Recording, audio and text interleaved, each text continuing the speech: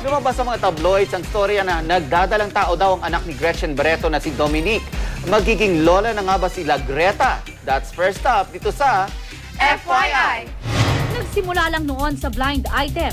Ngayon, tahasan ng tinukoy sa mga tabloid ang balitang buntis ang anak ni Gretchen Barreto na si Dominic Cojuangco. Sa press con para sa latest project ni Gretchen, hindi nakaligtas ang aktres sa mga tanong patungkol sa pagdadalang tao ng kanyang 17-year-old na anak.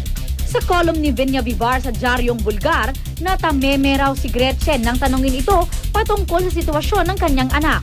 Pero imbes na diretsahang sagutin kung nagdadalang tao nga ba o hindi si Dominic, ito ang naging sagot nila Greta and we quote, "I believe I mentioned already earlier that I would like to talk purely about my career. No other thing else. Whatever rumor that is, I don't want because I'm not in this business for that purpose. Rumors are rumors." Unquote.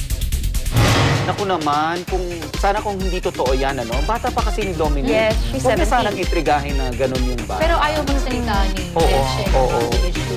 Hindi. Tsaka hindi naman showbiz kasi rin siya. Yes, Oo. dapat hindi niya siya pag... Dalawa lang naman yan eh. Ayaw niya magsalita dahil, siyempre, kung totoo man yung nabuntis na yung anak niya, or ayaw niya ng patulan. Oo. Yes, and if ever buntis siya, Blessing yan. Blessing yun.